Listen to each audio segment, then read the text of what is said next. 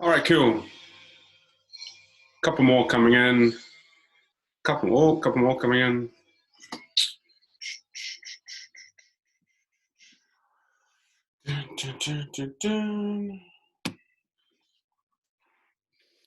All right, just 3 past 9. 3 past 9. Cool.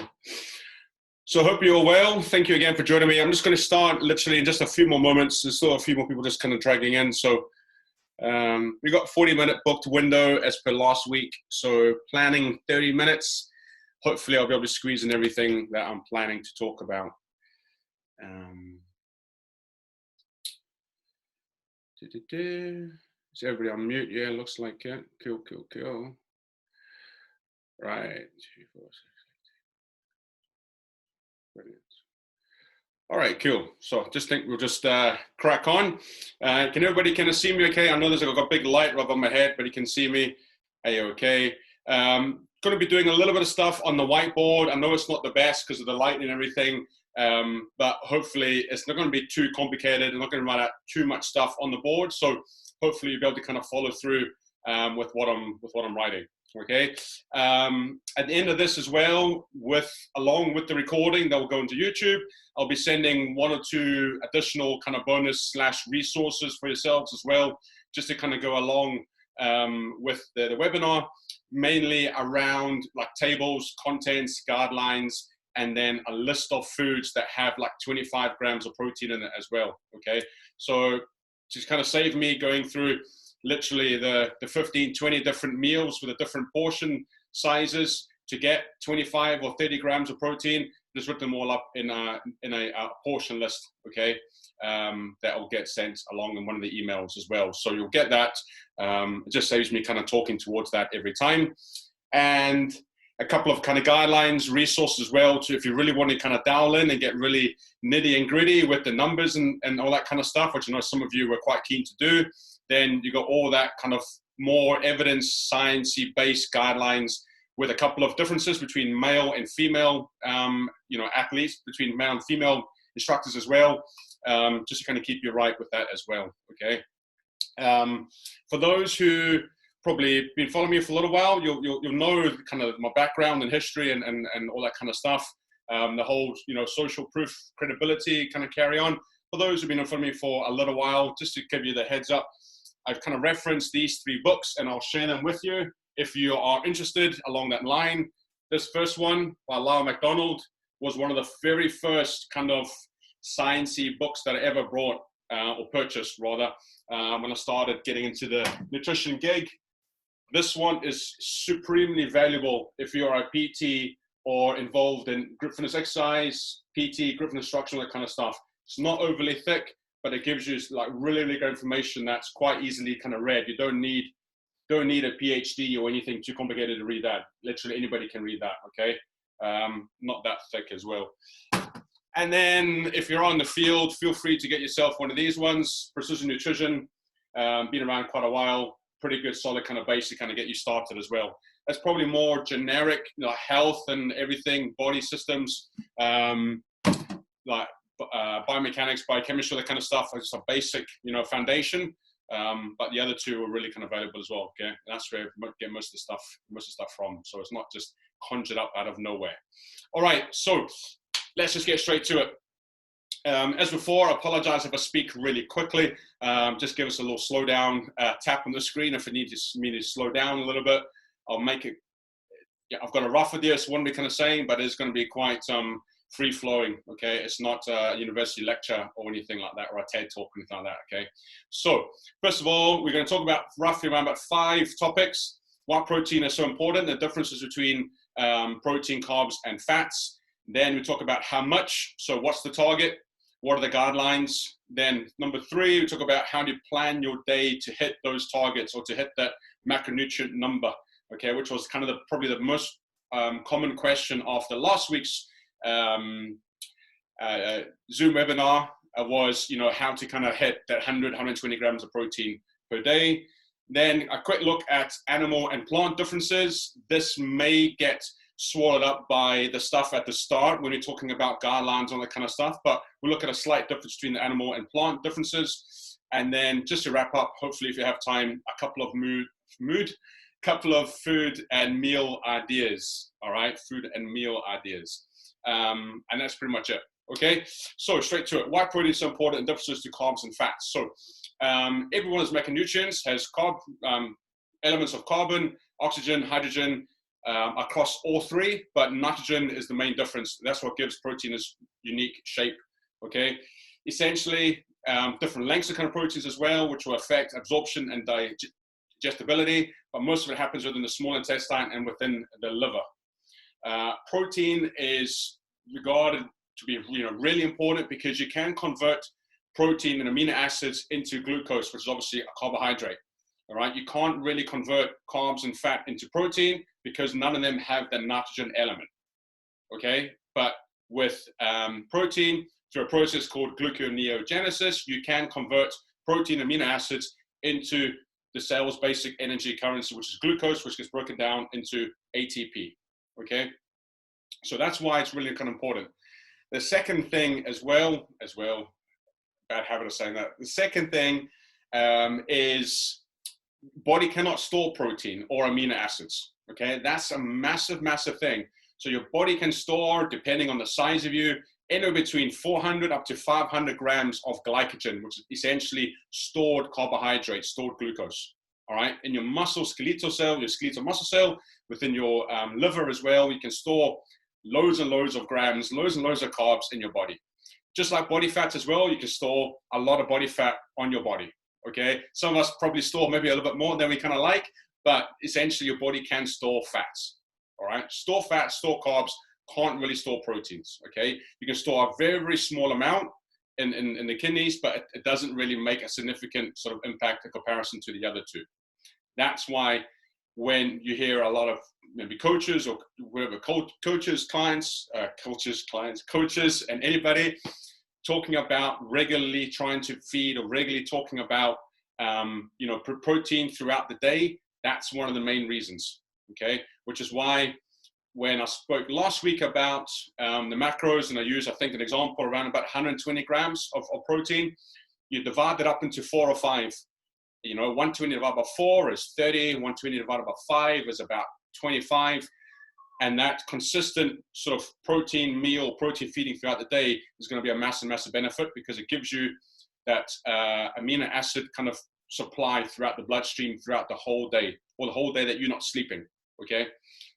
As opposed to just having, for a lot of the food diaries that I've seen over the years, like breakfast, minimal protein, lunch, sometimes a little bit, and then dinner we'll have, like a main meal that will have either beans in or a bit of chicken or fish or whatever it is, and you get a 30-40 gram worth of feeding then, but throughout the day it's quite minimal.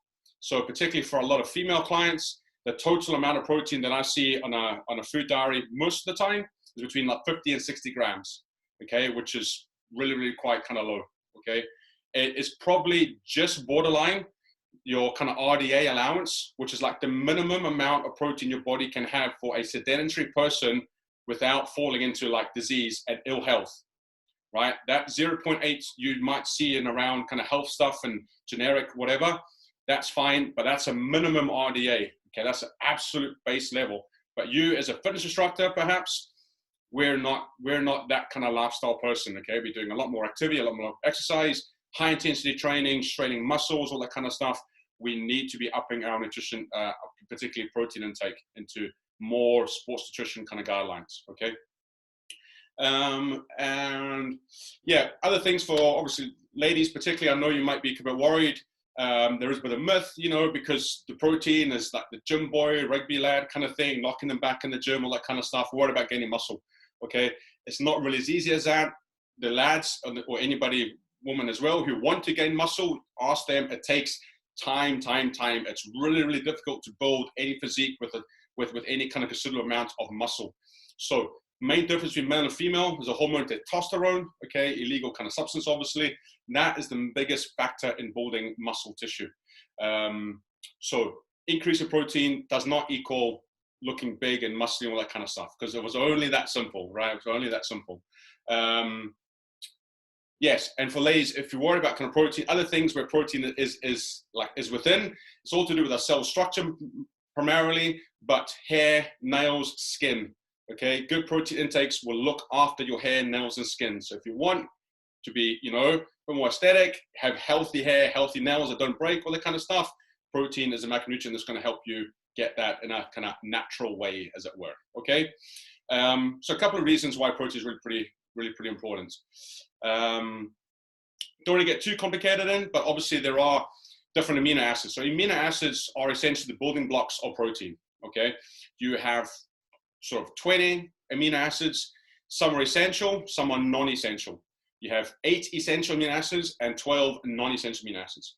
The essential amino acids, meaning that your body cannot create them by themselves, you need to be eaten through your diet, okay? And that's where one of the slight differences between animal and plant kind of sources is that animal sources generally have all the complete essential amino acids in them. Plants very, very rarely will have all 8 essential amino acids, okay? Which is why one of the things I always say as well is protein variation in your foods is a massive and very important thing to do, whether you are a kind of vegan plant-based instructor or whether you are inclusive omnivore or whatever. No matter what your preference is, variation of protein sources is really, really beneficial and really, really key. All right, so it's not always just chicken, or it's not always just tofu or almond milk or whatever it is. Varying up your protein sources is super beneficial because every protein source has a different balance and concentration of all those 22 amino acids. Okay, cool. I'll leave that one as that. I think we spoke about why protein is big enough and pretty important. Or the last one, actually one of the ones I really wanted to talk about first of all, was the thermal effect of food.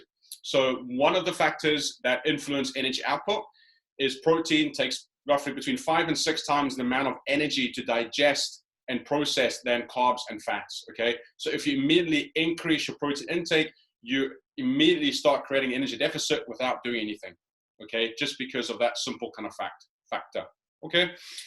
So how much? What's the target? So previously you would have kind of known that when I've do my examples on the board or online and content, that kind of stuff, I try and keep it really simple, okay? Because I don't want to make it overly complicated. I don't want to have male, 2 sets of male numbers on a high day, low day. I want to have 2 sets of female numbers, high day, low day. And that's irrespective of body fat percentages as well, okay? I'd like to try to keep things relatively simple and give people a real clear, focused set of kind of numbers, like a clear range of numbers. So first of all, how much? That will go into more specific detail in the resource that I'll send at the end of the webinar, okay? However, there is a difference between obviously endurance type of athletes and strength and power type of athletes. For us, from my experience, we kind of sit roughly in the middle, okay? There is a slight difference between male and female purely because of the difference of lean body mass, okay? Ladies, females generally have slightly higher body fat percentage, okay? Males have a slightly lower body fat percentage, okay? Males can sit anywhere between sort of like 12 up to maybe about 20, 22 and be in relatively decent kind of shape. Ladies probably sit between 15 up to maybe about 25% and any, you can still be in a relatively good physical kind of shape. Anything above the 25 and 30 respectively, then obviously looking to be carrying a little bit excess kind of body weight, all right? So that's important for 2 things. One, because you want protein for the lean body mass. Okay, that's all the mass that's not body fat. So males, just by genetic makeup, not genetic, but just by, being male and not having a little bit extra body fat, we may require a bit more protein than ladies. Ladies, you may require just a little bit less, not drastically, but maybe it's about 10 to 50% less than males because your body weight has a bit more body fat in it. Okay, without being, overweight or anything like that, okay? So that's the first thing. However, if you want to write down your numbers right now, just like I've always kind of said, you run about between 1.6 and about 2 grams of protein per kilogram body weight. That's a pretty good kind of margin, a pretty good guideline to start off with and have a pretty good crack at it, unless one, you are really, really overweight, but it's a pretty good place to kind of be, 1.6 up to about 2 grams, okay? Obviously, when it comes to sort of things like personal coaching, one-to-one kind of stuff, this is obviously a generic kind of webinar to quite a few of you over there. So differences will come in whether somebody's body weight, preferences, lifestyle, all that stuff might determine whether we start a little bit lower, 1.4, 1.6, if somebody is carrying a lot of extra body weight, or if we start at 2, 2.2, around those numbers, if they are competing in like CrossFit, strongman, powerlifting, any other sports, rugby, hockey, netball, you name it, okay? But that's a pretty good place to kind of be. That's normally for the majority of the kind of clients, females between 60 and 70 kilograms in body weight, okay? That's the generic sort of rough average. So that normally equates to around about between 110 and about 130 grams of protein per day. For ease, I go generally, so obviously just a slight tangent here. In terms of coaching, the biggest thing that we can do, that any coach can do, is ensure that clients are adherent and consistent, okay? So we're not looking for perfect nutrition, okay? We are not full-time professional sports people. We are not stepping on stage in our little golden kind of bikinis and stuff like that with an ultra low body fat. We are trying to be fit. We're trying to teach. We got family to work, you know, family to look after, you know, our own work to kind of do and all that kind of stuff, and try and maintain a normal social life where we kind of go out with friends and have a bit of chocolate and a bit of gin and wine now and again, okay? That's generally, you know, our sort of needs. So, yeah, it doesn't need to be perfect. It needs to be better. So if we go from 60 grams of protein a day, all right, and I get my female client now to be having anywhere between 100 and 120 grams of protein per day, 6 out of 7 days a week, that's an absolute winner, right? Absolute winner. Could it be perfect? Could she maybe have a little bit more? Yeah, but would she be consistent and adherent at having 130, 140 grams? Probably not, okay? But 100 or 120 in that range is a lot more achievable and a lot more, achievable. And if you can achieve it, it'll be consistent. If you're consistent, you get results. If you get results, you stay on it longer. Simple as that, okay? So that's generally the kind of target, round about there, 100 to 120 as a generic ballpark figure. Now, how to plan your day to hit your target. Okay, I'm going to go to the whiteboard now. So drew a little kind of graph up there earlier on to touch on to point 1 as to why protein is so important. So I'm just going to highlight that, just jump to that just very, very briefly, okay? Goes all back to the point of body cannot store carbohydrate or fats. So on this little diagram here, on this little graph, right, that's amino acid concentration going up, and this is our time in hours going across. 1 hour, 2 hours, 3 hours, 4, 5 hours, all right?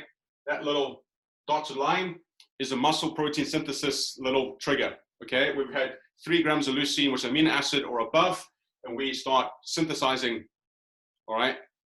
So if we have a protein meal down here, amino acids levels in the bloodstream start to spike after about an hour. They reach the peak generally between 1.5 and 2.5 hours. So around about the 2-hour mark is our peak. And then from about 3 hours onwards, it goes on a decline. So after about 4 to 5 hours, you're back to base level. All right. So if you have a nice protein meal at 12 o'clock, by the time 4 or 5 o'clock comes, 4 or 5 o'clock comes, 0 amino acids within the bloodstream, unless your protein source, not to sound complicated, was only casein, okay? So, but generically, that wouldn't be the case. So more often than not, amino acid level through your bloodstream will be back to base level after 4 or 5 hours. That's why that regular feeding is really important. Okay, look. So that's that one done. How do plan to do it? Yes, so this. Try and draw this nice and big so you can see, hopefully. Put this into 3. Right there. Okay. So that's 0, 8, 16, 24 / 0, 12, 20. Okay, and now I should be speaking in this direction when I'm speaking instead of facing the whiteboard. So this is sleep. 0 to 8 hours, give or take, okay? I know if you've got a young family, that's a dream, okay? But generally, 0 to 8 hours is when you're gonna be sleeping, okay? 11 to 7, whatever, around about there. Then, you gotta think about it. We've got 24 hours in a day, okay? 8 hours, we kind of sleeping, we fasted. So it leaves us with 16 hours. So in 16 hours, can we space out evenly, having 3, 4, or 5 meals of whatever, right? 5 snacks, 4 meals, 3 meals, call it what you like. So this could be breakfast, 8 o'clock. Put a big B there. That's a shite B. Hang on. You can tell me living in Scotland. I said shite, not shit. That's B. This is lunch. L. 4 o'clock could be a afternoon. That's an A. And D for dinner. And then 24 is obviously kind of 0 back to that time. Okay. 1, 2, 3, 4. So 4 times within 4-hour gaps, we can have 30 or 35 grams worth of protein in every kind of meal. Okay. Now it's all very easy to kind of say these nice easy numbers, but realistically, maybe our breakfast is a bit less, right? 20, 25. That's fine. We can up it a bit more at lunch, perhaps. We can make sure we have it there in the afternoon, and then at dinner. To get 30 to 40 grams of protein isn't that difficult. Okay, 200 grams of lean chicken, or about 45 grams. Okay, so a smallish steak, 150 grams, plenty in there. For plant sources, beans, chickpeas, you can have a big meal and hit those targets as well without too much hassle. Okay, that's essentially how I would try to encourage clients to try and hit the kind of targets. Try and spread it out, whether it's 3, because maybe your lifestyle only allows 3 meals. That's fine. 3 times 40, 120. 3 times 30, 90. Okay, or 4.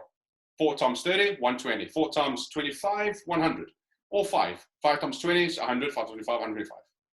Okay, as long as you're within that ballpark, 100 to 120, you'll be winning. Okay, because the majority of the time we undereat protein, especially ladies and females out there. Okay, that's pretty much it. Now, of course, like whole foods and foods is obviously the preference, but it's not always going to be reasonable, particularly if you are running around between work and classes and all this kind of stuff. You may have to resort to chocolate milkshake or like a whey shake or soy protein shake or pea protein shake, whatever it may be. And that's fine. You can get 30 to 35 grams of protein within a shake with a bit of milk or a bit of water if you prefer, whatever it may be, to be one of these ones that you're going to struggle with. Okay, so a bit of common sense. If you've got 4 meals there and you always struggle with eating the 4 o'clock one because work and driving and whatever else, then make that to be like your whey shake with a bit of fruit and a banana or 2, sorted. Simple carbohydrates that you're going to be using for the evening classes, as well as quick digesting whey protein. Beautiful, sorted. And then you aim for your other 3 meals to be kind of food proteins. Okay, just an idea. It's really difficult for me to kind of say what you should be doing because everybody's so different. So like, yeah, okay, lifestyle is very, very different. Quickly touch on animal and plant differences. Okay, so you're aware of the time here. It's really only half an hour. So this obviously can be a bit of an emotive subject. Okay, people get really defensive about kind of stuff, but I class myself as pretty evidence-based. Okay, I don't make stuff up. I just repeat what the science says. I refer to things like those books and PubMed, peer-reviewed research articles and stuff like that. Don't just glean stuff off of obviously off my face or Facebook or Instagram or anything like that. So it's kind of like, I liken it to when you look for sunrise, okay, the next day. You'll go to the news and they'll tell you what time sunrise is. It's 6:30, right? You're just repeating what the gurus tell you to do, right? You're not changing it. You're not trying to inflict your own personal thing onto it. You just kind of say what it is. And that's what I'm going to do in the next kind of 2 minutes, okay? So there is a slight difference between animal sources and plant sources. When you look at some of the tables that I'm going to send you in the kind of bonus kind of content, all right? So we messenger from Zoom, 10 minutes to go, all right? So in there, you'll see there's different digestibility ratios between animal and plant sources. Animal food sources generally are like 95% to 97%, meaning the majority of protein that you're taking from animal source is digested into your bloodstream. Some of the plant sources are between 75 and up to about 86, okay? So when I've said about being optimal, okay, what is optimal? Having an inclusive diet that has those animal sources, proteins, is more optimal than being a restrictive, exclusive diet that only has plant. Purely because of those kind of numbers, okay? That's it. It's not a personal thing. Those are the proteins, just because of those different percentages. Now, that doesn't mean that you can't teach classes, that you can't run marathons, that you can't be lean, that you can't be energetic, that you can't change your body shape and get ripped and shredded and all that stuff on a plant or vegan diet. Doesn't mean that whatsoever. It just means you're going to need to have a couple of considerations, meaning more variation across your plant sources, and also you may need to eat a little bit more because those ratios are lower. Okay, simple maths. If you're getting 75% as opposed to 95%, 25 grams of one and 25 grams of the other is not an equal 25 grams. All right, so animal sources maybe it could be 25 grams to make sure you get all the essential amino acids in the right value.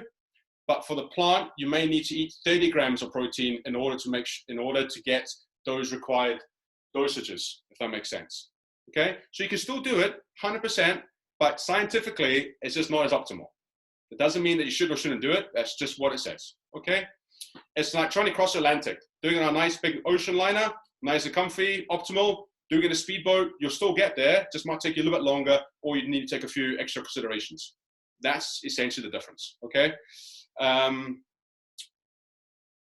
Yeah, and that's about it really, okay, in terms of animal and plant differences. From a super healthy kind of point of view, I would obviously, I'm sort of an omnivore, inclusive eater, but I do like to eat a lot of plants, okay? I do like my beef and chicken and fish and all that kind of stuff and eggs, but I do try to eat more chickpeas, particularly beans, all right, and nuts and legumes as often as I can because it's just good quality food. So it shouldn't really be one or the other, right? If you're obviously plant and vegan, then you're only restricted to that. But if you're not, if you're kind of omnivore but inclusive, whatever, I would still be eating as much plant as I can because they're just high quality foods, all right? But obviously some of the animal sources are just a little bit better in terms of the numbers and food quality in terms of kind of protein. Okay, that's it. Food and meal ideas, I'm just going to leave that off there. You'll get plenty of stuff through in the resources that will be kind of sending out post, but you know, I don't know, trying to think off the top of my head, oats in kind of whey, Greek yogurt, chickpeas, tofu, I think I said Greek yogurt already, but tuna, pork, beef, salmon, mackerel, sardines, quinoa is pretty good. Buckwheat's not too bad. Chickpeas, baked beans, I think I said already. Yeah, you know, just you can even Google them because that's what they are. All you need to really do is look at your week, look at your day, and think about how you can try to get those numbers into every meal. All right. Not really spoken about the meal timing with carbohydrate, but you'll notice if you went to last week's Zoom webinar, carbohydrate is round about double protein, which is probably the best ratio for pre and post intra kind of nutrition, pre and post intra nutrition, okay?